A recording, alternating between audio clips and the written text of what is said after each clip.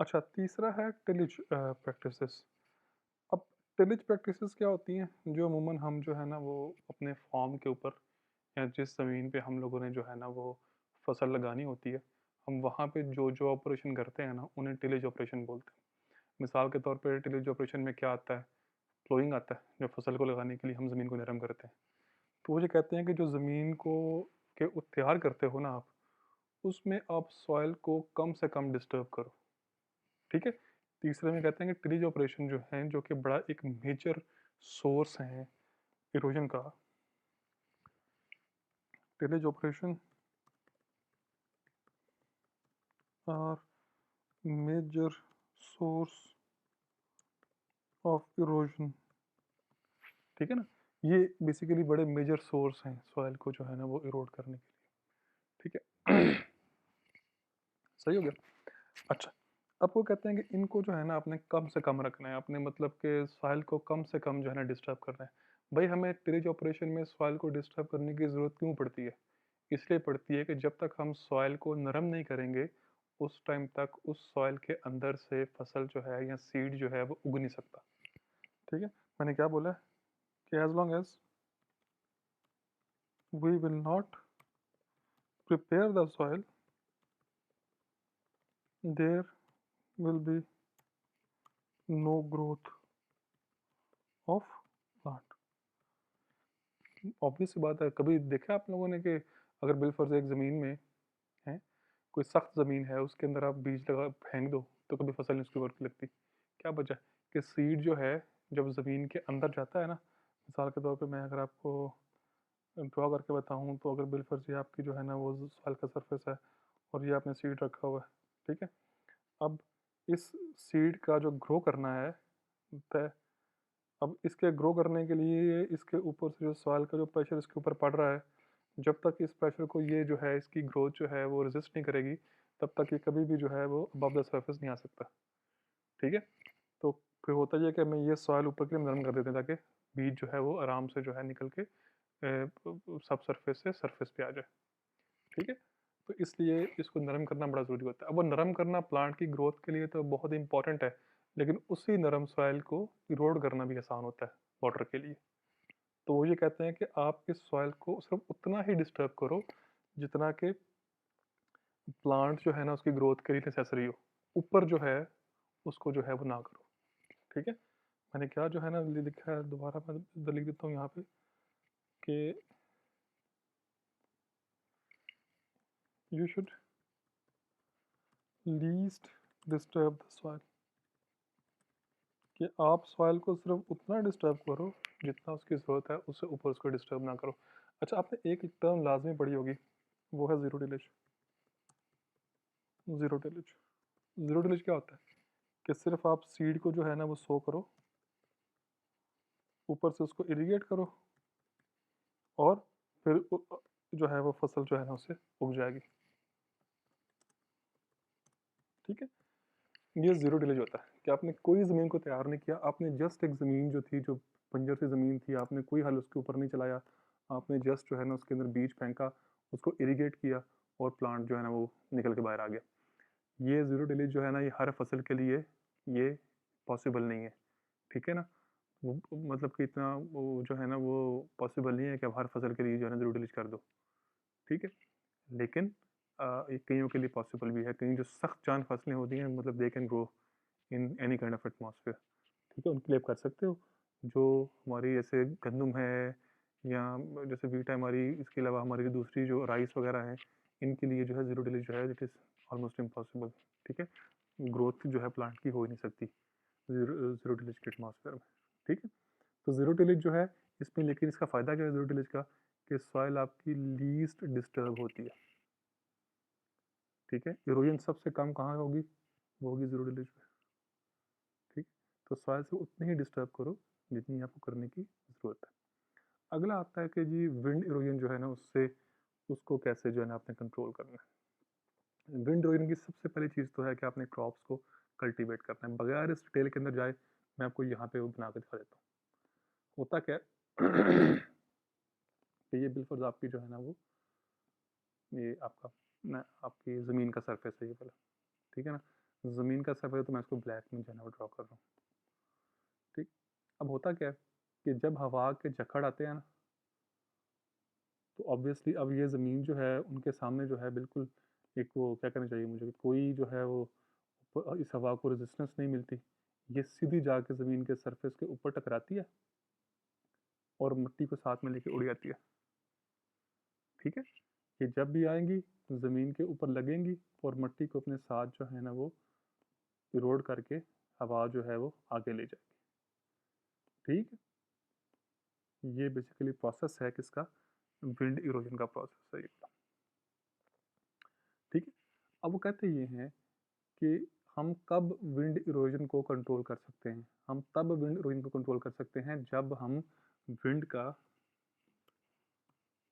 Wind and जो earth surface है या जो सॉइल सरफेस है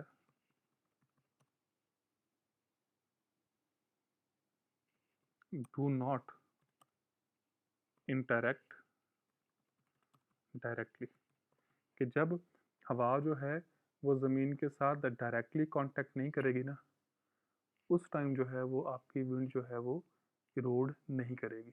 मतलब आपने देखो इस टाइम जो विंड की फोर्स है वो ज़मीन के ऊपर जो लग रही है वो क्या है, वो ज़्यादा है। अगर आप इसी तरह की ज़मीन जो है वो आपकी हो और उसके ऊपर आप कुछ ना कुछ जो है ना वो ग्रोथ जो उसके ऊपर कुछ ना कुछ आप प्लांटेशन जो है ना वो कर दो, बिल्फर्स या आपने कोई दरख्त लगा दिए हैं इसके ऊपर,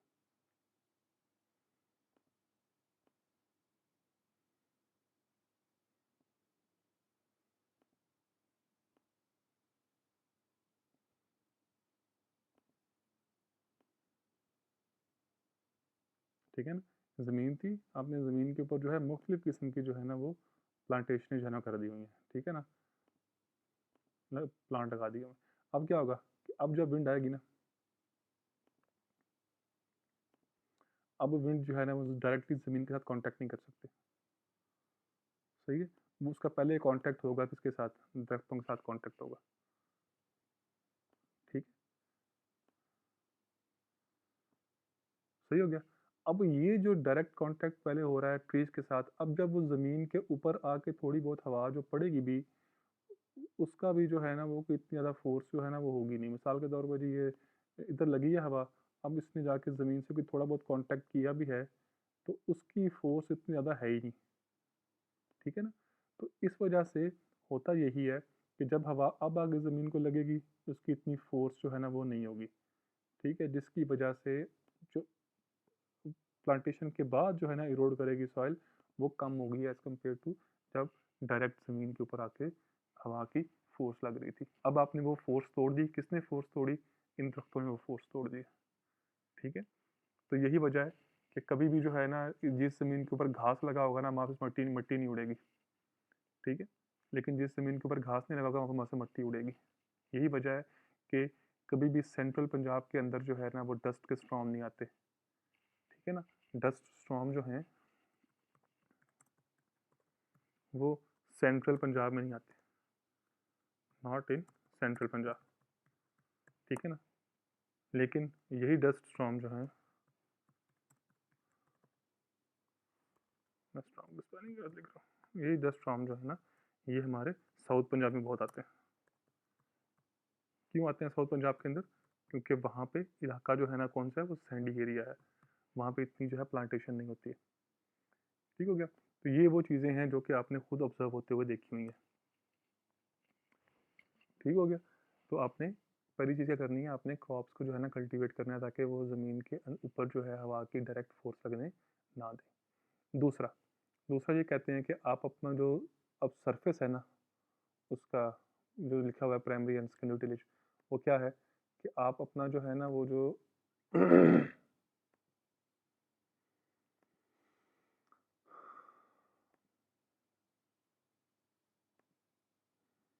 जो ये बिलफर्ज आपकी ना बिलफर्ज ये थी ये सॉइल सरफेस में पहले वो ब्लैक ही एरिया तो ऐसे ही कुछ स्ट्रेट लाइन जो है ना बना दो सॉइल सरफेस, ये सॉइल सरफेस है आपकी, ठीक है ना। अब वो ये कहते हैं कि बिलफर्ज आपके सॉइल के ऊपर ना कोई फसल लगी हुई थी पहले, हम फसल लगाते हैं बिलफर्ज,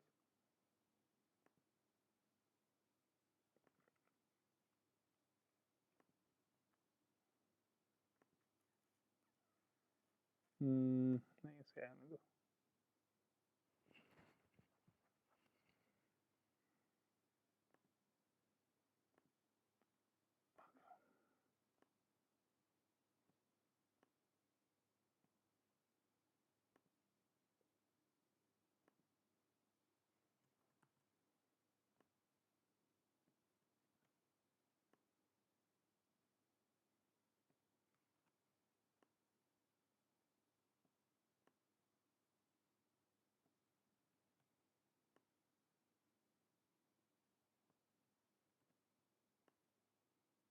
ये आ गया। ठीक है ना। अब ये सॉइल थी, सॉइल के ऊपर आपने जो है ना वो प्लांट्स लगाए हुए हैं। हर फसल लगा दी आपने। अब कहता है ये कि जब आप फसल को अब जैसे बिल्कुल ये कॉर्न है इसके ऊपर लगी हुई, मैं मिसाल देता हूँ, ये मेज़ लगी हुई है इसके ऊपर, ये हमारी सॉइल है, इसके ऊपर जो है ना वो हमने मेज़ लगाई हुई है, बिल्कुल ये मेज़ की क्रॉप है। ठीक है ना। अब ये कहता है कि जब आप ये क्रॉप आपने इसका जो फल है आपने वो तो तोड़ लेना, जारी बात है। ठीक है ना। आपने उसका जो है ना वो जो सट्टा है कॉर्न का वो तो भी निकाल देना है आपने। बाकी क्या होगा कि उसका बूटा वहीं खड़ा रहेगा। आप उस बूटे को जो है क्या करो कि इस सॉइल को उससे कवर कर दो। ठीक है ना। आप उसी जो है ना वो जो उसका जो बूटा है बेसिकली कॉर्न का, आप उसी के साथ जो है वो सॉइल को कवर कर दो। ठीक है। उसी के साथ आपने जो है ना बेसिकली सॉइल को कवर कर दिया बिल्कुल। पूरी जो है सॉइल को आपने वही कॉर्न का जो जो पौधे खड़े हुए थे आप उनके साथ कवर कर दिए। अब जब सॉइल कवर हो गया कॉर्न के वो जो है ना उस खड़े हुए पौधों के साथ, जो आपने काट के इसके ऊपर फेंक दिए, अब क्या है कि अब एयर जो है फिर दोबारा से डायरेक्ट कांटेक्ट नहीं कर सकती इस ज़मीन के साथ। जब डायरेक्ट कांटेक्ट नहीं कर सकती है तो क्या होगा कि सॉइल जो है वो कम से कम इरोड होगी। ठीक है। तो यही वाला कॉन्सेप्ट है कि आप अपने सॉइल की जो है जो ऊपर आपने लगाई हुई है क्रॉप, उसी क्रॉप को जो रेजिड्यू है उससे सॉइल को कवर कर दो। ठीक है। मैंने क्या बोला, cover the soil with crop residue. उसी रेजिड्यू के साथ जो है ना, रेजिड्यू क्या होता है, बची कुची चीज़, उसी के साथ जो है आपने उसको कवर कर दिया। आखिर क्या है, आखिर है मैकेनिकल मेथड। मैकेनिकल जो है चीज़ जो है वो कौन सी होती है जिसको आपने अपने जो है ना किसी आपने खुद बनाया हुआ हो उसको। ठीक है ना। आपने जो है इस विंड इरोजन से बचाने के लिए उसे खुद कुछ ना कुछ जो है ना वो बनाया हुआ। अब देखो जी बिल्कुल आपकी ये ज़मीन है,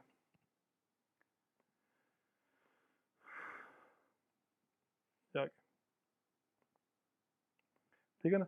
अब क्या कहता है कि ज़मीन के जो है ना आप आस पास चारों तरफ जो है क्या करो,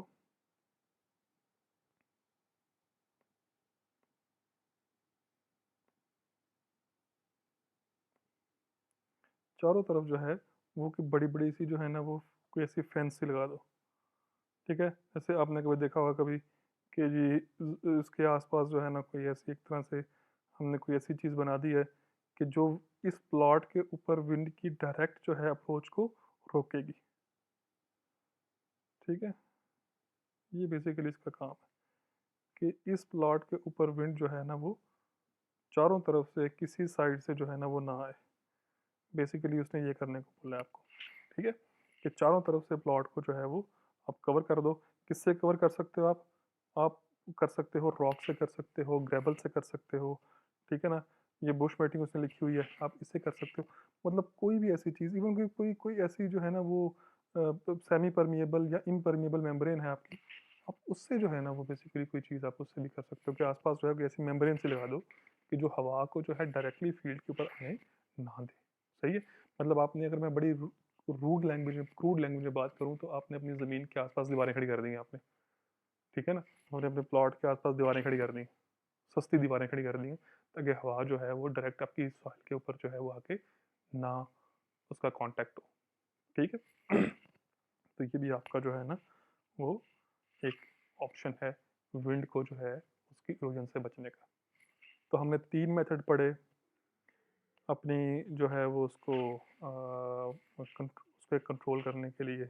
वाटर की इरोजन को कंट्रोल करने के लिए उसमें पहला कंट्रोलिंग था, फिर स्ट्रिप क्रॉपिंग थी, फिर टिलेज ऑफ प्रैक्टिसेस थी, और ऐसे ही हमने 3 जो है पढ़े विंड ड्यूरेशन कंट्रोल करने के लिए। उसमें कौन सा था, क्रॉप को कल्टीवेशन करना था, सेकेंडरी एंड प्राइमरी टिलेज थी, और फिर मैकेनिकल मेथड थे। तो ये बेसिकली 6 जो हैं ये यूज़्ड होने वाले मेथड हैं मकामी तौर पे।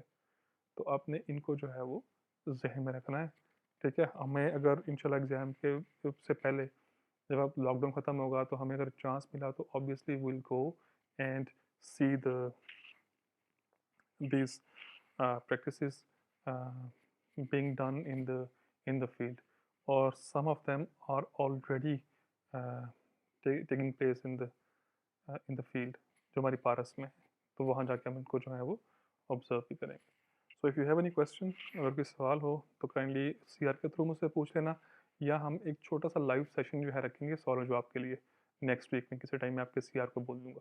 तो जो 2 प्रैक्टिकल हमने आखिरी किए हैं, आप लोगों ने उनका जो बारे में कोई सवाल हो तो आपने जो है वो मुझसे पूछ लेना।